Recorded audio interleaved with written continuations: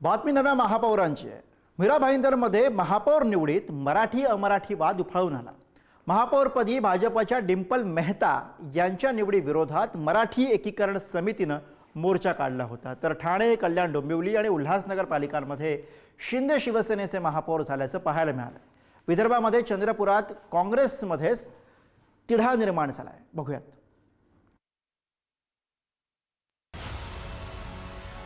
मीरा भाईंदर महापालिकेच्या महापौरपदी भारतीय जनता पक्षाच्या डिंपल मेहता यांची निवड झाली आहे। त्यांना एकूण 79 मतं मिळाली। तर ध्रुव किशोर पाटील यांची उपमहापौरपदी निवड करण्यात आली आहे। महापौरपदाची सूत्र स्वीकारल्यानंतर डिंपल मेहता यांनी शहरातील विकास कामांना गती देण्यावर आपला भर असेल असं स्पष्ट केलं। अनेक विकासाचे कार्य आहे ते आम्हाला या ठिकाणी करायचे आहे। प्रमुख म्हणजे आपला सूर्या डॅमचं जे पाणी आहे ते आपला मीरा भाईंदरमध्ये येणार आहे। ते आम्हाला लवकरच लवकर त्या कामामध्ये आम्हाला गती द्यायची आहे। अनेक असे कामं आहे ते आम्हाला या ठिकाणी करायचे आहे। जनतामुळे आम्ही हे विश्वास त्यांना परत हे कामे करून दाखवू।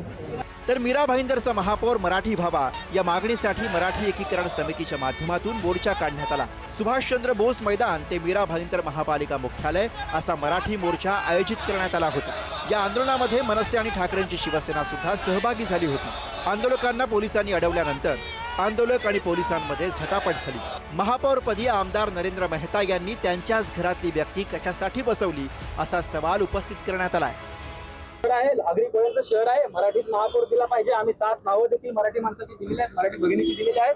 त्यांनी त्यापैकी एक मराठी महापौर करावा। माननीय मुख्यमंत्र्याला देखील विनंती आहे आणि हे प्रकरण इथे शांत करावं अशी विनंती। ठाणे महापालिका निवडणुकीमध्ये शिंदे शिवसेनेनं ठाणे महापालिकेवर आपली सत्ता कायम राखली आहे। ठाण्याच्या महापौरपदी शिंदे शिवसेनेकडनं शर्मिला पिंपोळकर गायकवाड या विराजमान झाल्यात। तर सत्तेत मित्रपक्ष असलेल्या भाजपचे कृष्णा पाटील हे उपमहापौरपदी विराजमान झालेत। उपमुख्यमंत्री एकनाथ शिंदे यांच्यासह शिवसेना भाजप नेत्यांच्या उपस्थितीत महापौर उपमहापौर पदाचा पदभार स्वीकारला गेला।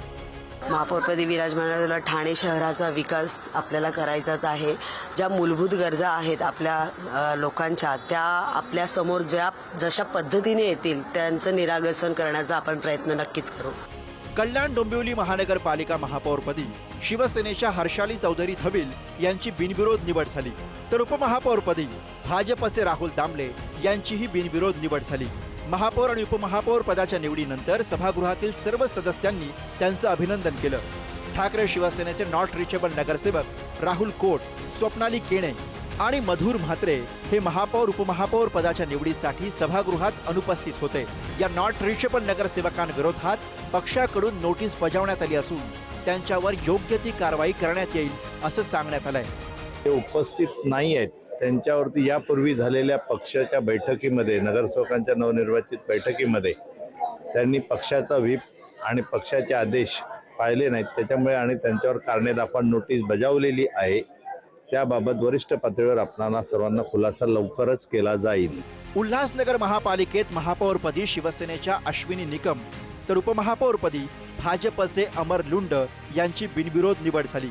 महापालिका निवडणुकीमध्ये शिवसेना आणि भाजप दोघंही स्वबळावर लढले होते। मुख्यमंत्री देवेंद्र फडणवीस आणि उपमुख्यमंत्री एकनाथ शिंदे यांच्या आदेशानुसार महापालिकेमध्ये विकासाची कामं केली जातील असं भाजप आणि शिवसेनेकडनं सांगण्यात आलंय। तो हमारे वरिष्ठों ने ऊपर बैठ के ये फैसला किया कि यहाँ भी उल्लासनगर में महापौर शिवसेना का और उप महापौर जो है वो भारतीय जनता पार्टी का बनेगा। उल्लासनगर के जो विकास की एक नई गाथा हम लोग मिलकर लिखेंगे।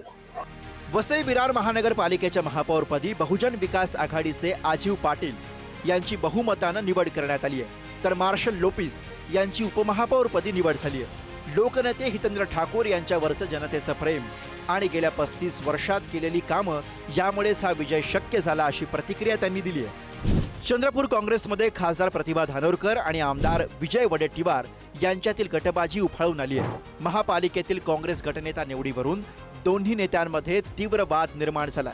या वादावर तोडगा काढण्यासाठी यापूर्वी पक्षश्रेष्ठींनी मध्यस्थी करत बैठक घेतली होती, पण त्यानंतर खासदार प्रतिभा धानोरकर यांनी 23 जानेवारीला आपल्या समर्थक 13 नगरसेवकांना घेऊन नागपूर इथल्या विभागीय आयुक्त कार्यालयात काँग्रेस पक्षाच्या गटाची अधिकृत नोंदणी केली। या नोंदणीला आमदार विजय वडेट्टीवार गटानं आक्षेप घेतला होता। आता वडेट्टीवार गटाकडे 18 नगरसेवकांचं बहुमत असल्याचा दावा करण्यात येतोय। या पार्श्वभूमीवर वडेट्टीवार गटातील सर्व नगरसेवक सोमवारी नागपूरच्या विभागीय आयुक्त कार्यालयात गटनोंदणीसाठी दाखल झाले। विभागीय आयुक्तांनी हे प्रकरण नगर विकास विभागाकडे सोपवलंय। या निर्णयावर तीव्र नाराजी व्यक्त करत आमदार विजय वडेट्टीवार यांनी विभागीय आयुक्तांवर भाजपचा दबाव असल्याचा गंभीर आरोप केलाय। दरम्यान या वादावर दिल्लीमध्ये काय तोडगा निघणार याकडे सगळ्यांचे लक्ष आहे। ब्युरो रिपोर्ट, पुढारी न्यूज।